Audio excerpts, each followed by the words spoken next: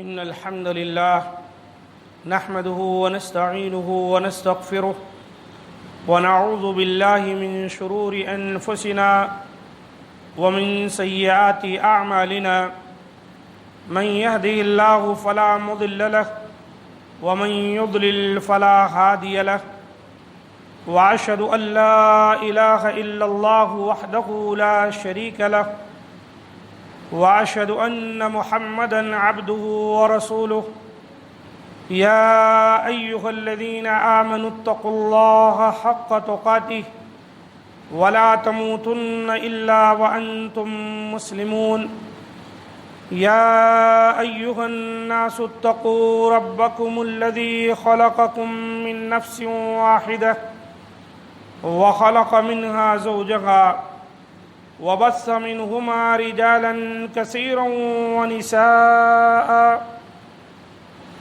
واتقوا الله الذي تساءلون به والأرحام إن الله كان عليكم رقيبا يا أيها الذين آمنوا اتقوا الله وقولوا قولا سديدا يصلح لكم أعمالكم ويغفر لكم ذنوبكم ومن يطع الله ورسوله فقد فاز فوزا عظيما أما بعد فإن خير الحديث كتاب الله وخير الهدي هدي محمد صلى الله عليه وسلم وشر الأمور محدثاتها وكل محدثة بدعة وكل بدعة ضلالة وكل ضلالة في النار. قال الله تبارك وتعالى في القرآن المجيد والفرقان الحميد: فأعوذ بالله السميع العليم من الشيطان الرجيم من همزه ونفخه ونفثه بسم الله الرحمن الرحيم. كتاب أنزلناه إليك مبارك ليدبروا آياته وليتذكر أولو الألباب. رب اشرح لي صدري ويسر لي أمري واحلل عقدة من لساني يفقهوا قولي. رب زدني علما. ربنا لا علم لنا إلا ما علمتنا إنك أنت العليم الحكيم. معزز سامعین کرام،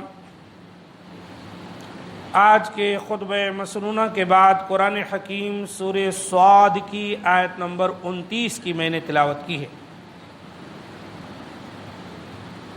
اس آیت کریمہ کے اندر اللہ تعالیٰ نے فرمایا: کتاب انزلناہ الیک مبارک، اے نبی یہ کتاب بابرکت ہے جسے ہم نے آپ کی طرف نازل کیا ہے۔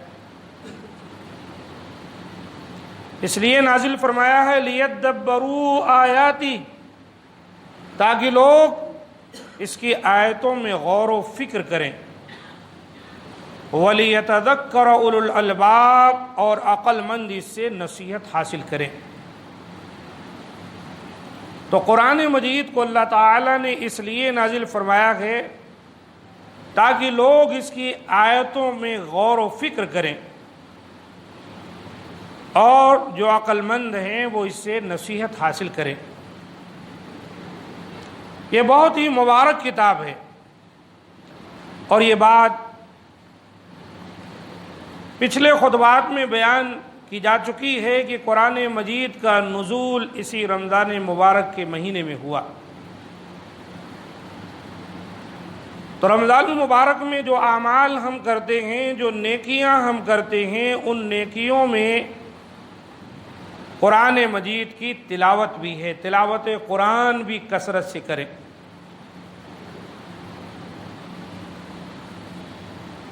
اللہ تعالیٰ نے قرآن مجید میں جہاں رمضان کے روزوں کی فرضیت ذکر کی ہے، وہاں اس کے ساتھ ماہ رمضان المبارک کی ایک خصوصیت یہ بھی ذکر فرمائی ہے کہ اس نے اس ماہ میں قرآن مجید کو نازل فرمایا جو کہ لوگوں کے لیے باعث ہدایت ہے۔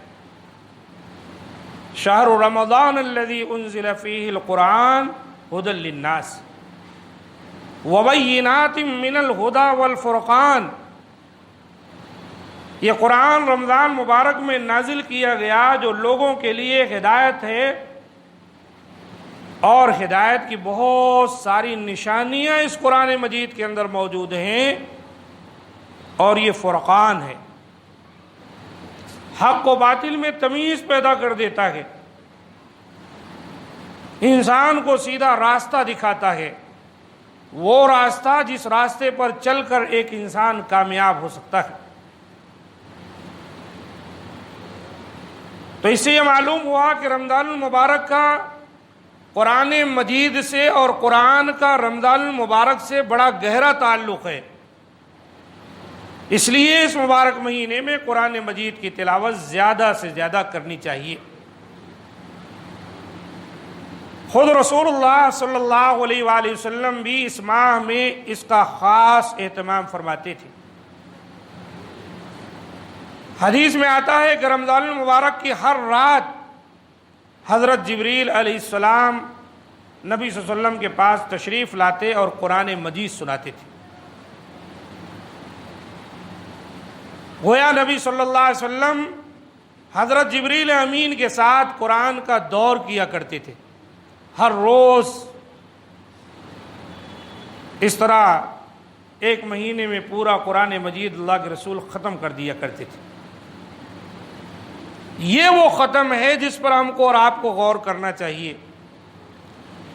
نمازوں کے اندر 5 راتوں میں ختم کرنا، 3 راتوں میں ختم کرنا، 10 پارے ایک دن میں پڑھنا، یا پورا قرآن ہی 2 رکعت میں ختم کر دینا، یہ نبی کی سنت نہیں ہے، بلکہ آپ صلی اللہ علیہ وآلہ وسلم کی تعلیمات کی مخالفت ہے۔ اس کے اندر آپ صلی اللہ علیہ وآلہ وسلم نے فرمایا ہے کہ اگر کوئی شخص 3 دن سے پہلے قرآن مجید کو ختم کرتا ہے تو پھر وہ اس میں سے کچھ سمجھتا نہیں ہے، لہذا قرآن مجید کو سمجھنا بھی ضروری ہے۔ اس میں کوئی شک نہیں کہ قرآن تلاوت کرنے کی کتاب ہے اور اس پر اجر ملتا ہے۔ آپ صلی اللہ علیہ وسلم کا فرمان ہے، من قرأ حرفا من کتاب اللہ فلہ بہ حسنہ، اگر اللہ کی کتاب سے ایک حرف کوئی پڑھتا ہے تو اس کو نیکی ملتی ہے، ایک نیکی۔ والحسنۃ بعشر امثالھا، اور ایک نیکی کا ثواب اللہ تعالیٰ 10 گنا کر دیتا ہے۔ یہاں ایک بات یاد آئی، بعض لوگ اس طرح کی باتیں کرتے ہیں کہ رمضان میں ہم جو عمل کرتے ہیں اس کا اجر 70 گنا ملتا ہے، اور پھر اسی ذریعے سے کچھ عبادات کو بڑھاتے۔ اس طرح کی کوئی حدیث نہیں ہے کہ رمضان میں آپ کوئی عمل کریں گے تو اس کا اجر آپ کو 70 گنا ملے گا، لیکن ہاں ہر نیکی کا اجر 10 گنا بڑھا دیا جاتا ہے، ایک کیا ہے تو اس کا 10 اجر ملتا ہے۔ بلکہ رمضان المبارک کے بارے میں نبی صلی اللہ علیہ وسلم نے فرمایا روزے کے سلسلے میں، الی 700 ضعف، یعنی 700 گنا تک بڑھا دیا جاتا ہے۔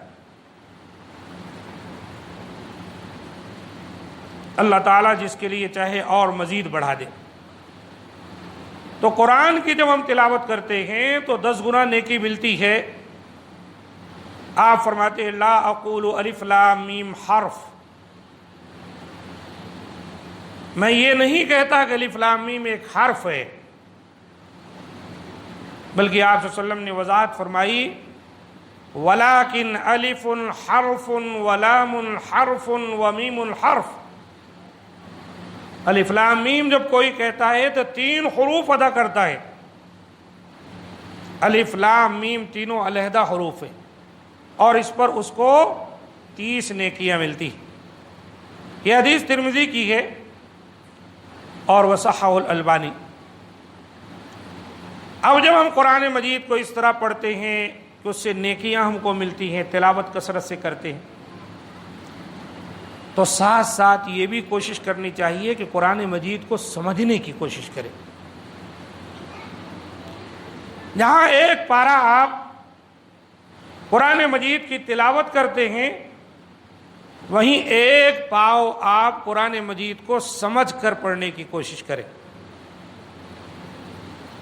ترجمہ اور تفسیر الحمدللہ موجود ہے ہر زبان میں۔ قرآن مجید رمضان المبارک کے اندر اگر آپ تلاوت کریں تو آپ کو اس کی ایک خاص اور علیحدہ چاشنی ملتی ہے اور علیحدہ لطف آتا ہے اور اس سے لگاؤ بڑھتا ہے۔ اور اگر ہم تھوڑا وقت نکالیں اس کو سمجھنے کے لیے تو اس پر اور سونے پہ سہاگا اور ہی زیادہ ہمارا دل قرآن مجید کی طرف جھکتا ہے اور قرآن سے ایک گہرا لگاؤ ہوتا ہے، اور بہت سارے مسائل، بہت سارے واقعات، بہت سی قومیں ان کے ترقی کا راز، بہت سی قومیں ان کی تنزلی کا راز، یہ ساری چیزیں قرآن مجید سے ہمیں ملتی۔ ہمارے غم اور ہم کا علاج ہے قرآن مجید۔ شفاء لما فی الصدور اللہ تعالیٰ نے قرار دیا، دلوں کے اندر جو کچھ ہے اس کے لیے شفا ہے۔ کسی کے دل میں بغض کی بیماری ہے، حسد کی بیماری ہے، کینہ کی بیماری ہے، اور طرح طرح کی بیماریاں ہیں جو گناہ، قرآن مجید کی تلاوت کثرت سے آپ کرتے جائیے اور اس کو سمجھتے جائیے، یہ ساری بیماریاں دل سے نکل جائیں گی۔ وَرَحْمَةٌ لِّلْمُؤْمِنِينَ، مومنوں کے لیے اللہ تعالیٰ نے رحمت بنایا ہے۔ وَلَا يَزِيدُ الظَّالِمِينَ إِلَّا خَسَارًا، لیکن جو ظالم ہیں اس قرآن مجید کو پڑھیں گے تو ان کو خسارہ ہوگا، نقصان ہوگا۔ آپ دیکھے ہوں گے یہی قرآن مجید ہمارے اور آپ کے سامنے پڑھا جائے، بڑے سکون سے ہم سنتے ہیں۔ قاری اگر اچھا پڑھنے والا ہو تو دل لگتا ہے، چاہے نہ بھی سمجھے تو بھی طبیعت اس کی طرف کھینچی چلی جاتی۔ لیکن کبھی آپ تجربہ کریں، کسی پر اگر جن آیا ہوا ہے، شیطان آیا ہوا ہے، قرآن مجید پڑھنے لگ جائیں، ایک 4-6 آیت میں ہی وہ بے چین ہو جاتا ہے، چیخنا چلانا شروع کر دیتا ہے اور اپنے بھاگنے کے لیے، نجات کے لیے راستہ تلاش کرتا ہے۔ یہی معنی ہے وَلَا يَزِيدُ الظَّالِمِينَ إِلَّا خَسَارًا، ظالموں کو قرآن مجید کی تلاوت سے نقصان پہنچے گا، خسارہ۔ اور ایسے ہی کوئی فاسق و فاجر قسم کا آدمی ہو، قرآن کی تلاوت کریں تو اسے بھی بہت گراں گزرتی۔ اس کے لیے قرآن مجید سمجھنے کے لیے ایک ماحول پیدا کرنا ضروری ہے کہ اللہ کی کتاب ہے، اس میں غور و فکر کرنا ہے، اس کے ذریعے سے ہماری جہالت ختم ہوگی، ہم میں علم آئے گا، دنیا اور آخرت میں ہمارے لیے کیا بہتر ہے اور کیا نہیں بہتر ہے، اس کی تمیز پیدا ہوگی اور ہم اپنی اصلاح کر لیں گے۔ تو اسی کے سلسلے میں اللہ تعالیٰ نے فرمایا سورہ صاد کی آیت نمبر 29 میں، کتاب انزلناہ، ہم نے ایسی کتاب نازل کی ہے اے نبی آپ کی طرف، مبارک، جو بڑی بابرکت، لیدبروا آیاتی، تاکہ وہ اس کی آیتوں میں غور و فکر کریں، ولیتذکر اولو الالباب، اور عقل مند، ہوش مند لوگ اس سے نصیحت پکڑیں۔ نصیحت پاگلوں کو نہیں ملتی ہے۔ بہت سے لوگوں کا خیال ہوگا کہ قرآن مجید پڑھ کر کیا ملتا ہے، قرآن کا حافظ بن جائیں تو کیا ہے، قرآن سے جڑے رہیں تو کیا ہے۔ اللہ تعالیٰ فرماتا ہے قرآن مجید کا حفظ کرنا، قرآن سے جڑے رہنا، اس کے آیتوں کو سیکھنا سکھلانا، یہ عقل مندوں کی دلیل ہے۔ یہ احمق کو حاصل نہیں ہوتی، عقل مندوں کو حاصل ہوتی۔ لیکن دنیا نے معیار بدل دیا ہے۔ 4 کتابیں یونیورسٹی میں پڑھ لیں، آپ کے پاس سرٹیفکیٹ آ جائے، کوئی ڈگری مل جائے تو آپ کو بہت زیادہ عقل مند اور سمجھدار سمجھا جاتا ہے۔ اور چٹائی پر مولوی بیچارہ رگڑ رگڑ کر گھٹنے اور ایڑیاں اور ٹخنے قرآن پڑھتا چلا جائے تو لوگ سمجھتے ہیں یہ دقیانوسی خیال کے لوگ ہیں، پرانی طبیعت کے۔ قرآن نے کہا ہرگز نہیں، یہ عقل مند لوگ ہیں، اللہ کی کتاب کو سمجھ رہے ہیں، اللہ کے مقصود کو سمجھ رہے ہیں، اللہ کی تعلیمات پر عمل کر رہے ہیں۔ اور نبی کی وہ بشارت، خیرکم من تعلم القرآن وعلمہ، اے لوگو تم میں بہترین وہ ہیں جو قرآن کو سیکھے اور قرآن کو لوگوں کو سکھلائے۔ قرآن کو سیکھنے اور سکھلانے والا، اس کو تو نبی صلی اللہ علیہ وسلم نے سرٹیفکیٹ دیا ہے خیرکم، کہ وہ تم میں سب سے بہتر ہے۔ الحمدللہ ہمارے لیے کسی بھی سرٹیفکیٹ کی ضرورت نہیں۔ اور دوسری بات، رمضان المبارک کے مہینے میں جو کرنی ہے ہمیں، وہ ہے دعا، ذکر اور استغفار۔ دعا، ذکر، استغفار، یہ تین چیزیں ہیں۔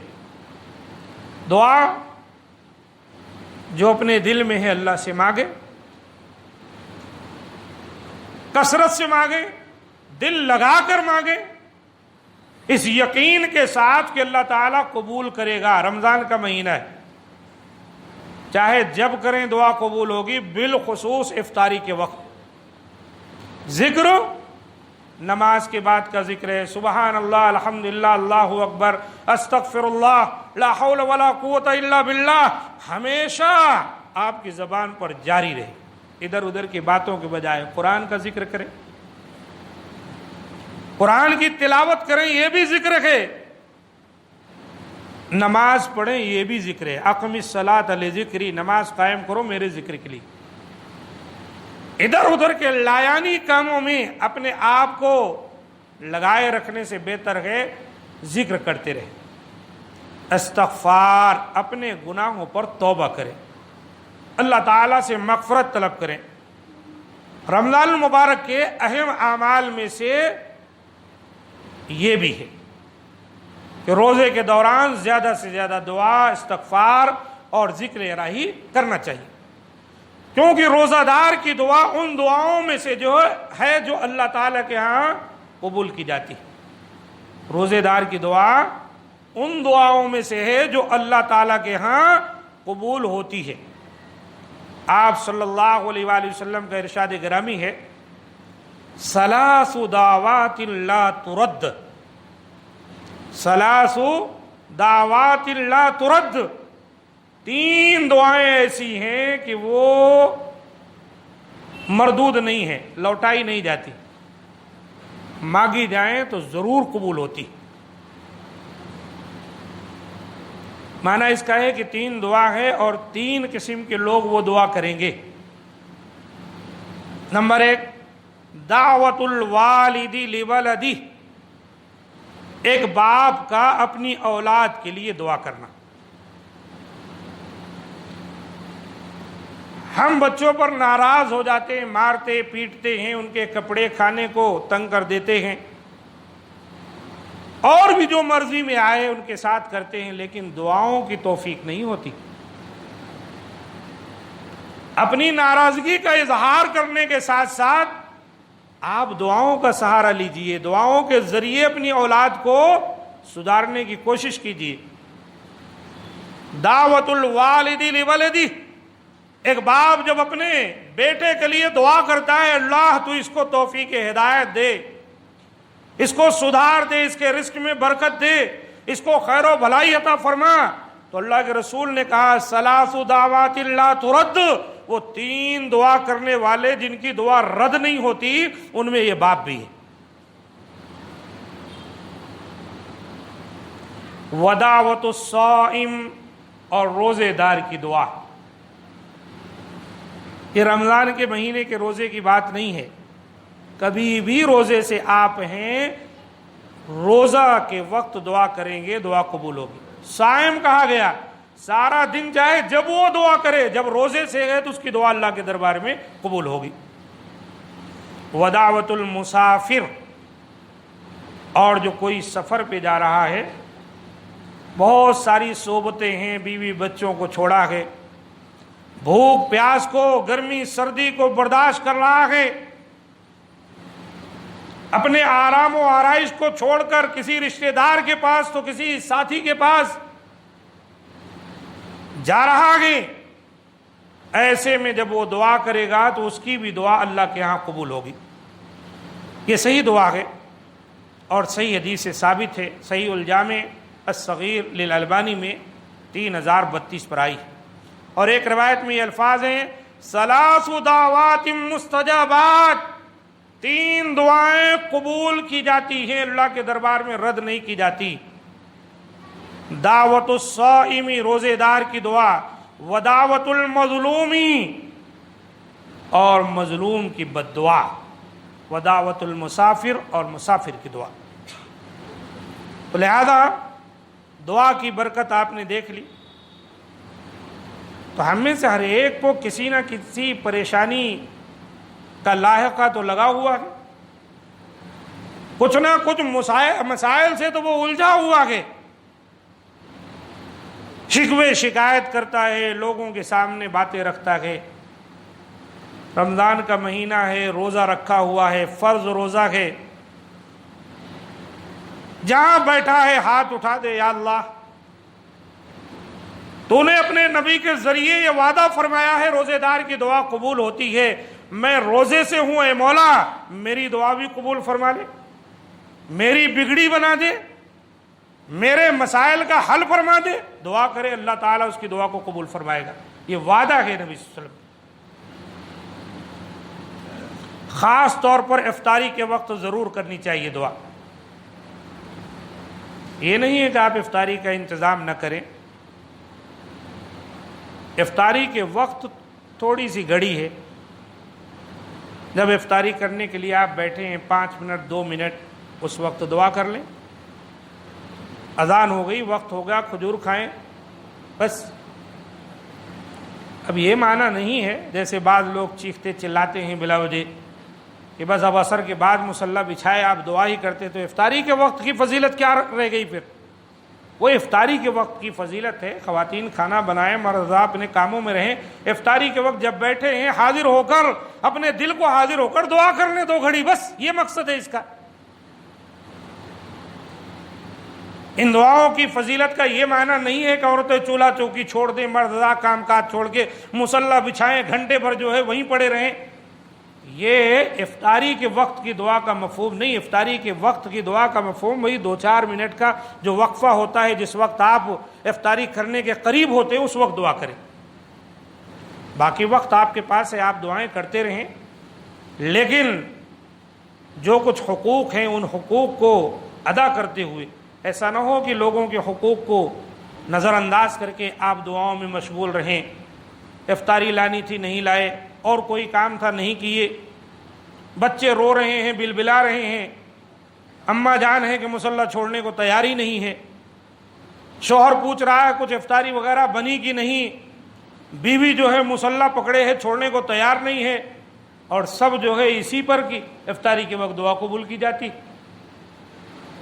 افطاری کے وقت دعا قبول کی جاتی ہے، ایک خاتون کھانا بناتے ہوئے بھی دعا کر لے۔ کہاں اللہ کے رسول نے کہا کہ افطاری کے لیے آپ بچھا کر بیٹھیں، جس حالت میں جہاں جس پوزیشن میں آپ دعا کریں، کھجور کھائیں، آپ کی افطاری ہو گئی۔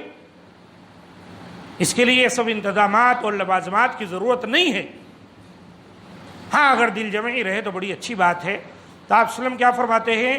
ان للصائم عند فطرہ لدعوۃ ما ترد، بے شک روزہ دار کی افطاری کے وقت ایک دعا ایسی ہوتی ہے جسے رد نہیں کیا جاتا۔ دیکھو یہاں گارنٹی دے دی گئی، افطاری کے وقت جو بھی دعا وہ کرتا ہے ان دعاؤں میں سے ایک دعا اس کی ضرور قبول کی جائے گی، یہ اللہ کے رسول نے فرمایا۔ ان للصائم، یقیناً روزے دار کے لیے، عند فطرہ، جس وقت وہ افطاری کر رہا ہے، لدعوۃ، البتہ ایک پکار، ایک دعا ایسی ہے، ما تردو، جسے رد نہیں کیا جاتا۔ ابن ماجہ کی حدیث ہے اور اس کی سند صحیح۔ عزیز ساتھیوں، ہم کو اور آپ کو چاہیے اس اہتمام کے ساتھ رمضان کا مہینہ گزارے۔ رمضان اور غیر رمضان میں اگر ہم کوئی فرق نہیں کر سکے تو یقیناً ہمارا بہت بڑا نقصان ہو گیا۔ رمضان تو وہ مہینہ ہے، اللہ کے رسول نے فرمایا ایک بار آپ ممبر پر چڑھے تو آمین کہا، آمین آمین 3 بار 3 سیڑھیوں پر۔ صحابہ کرام نے وجہ پوچھی تو آپ نے فرمایا میرے پاس جبریل آئے اور کہا کہ جو رمضان پا جائے اور اس کی بخشش نہ ہو اس پر اللہ کی پھٹکار۔ اور 2 ہیں، جس کے سامنے میرا نام لیا جائے اور مجھ پر وہ درود نہ پڑے، اور ایک وہ کہ جس کے ماں باپ دونوں بوڑھاپے میں مل جائیں یا دونوں میں سے کوئی ایک مل جائے اور ان کی خدمت کر کے وہ اپنی مغفرت اور جنت کا بندوبست نہ کرے۔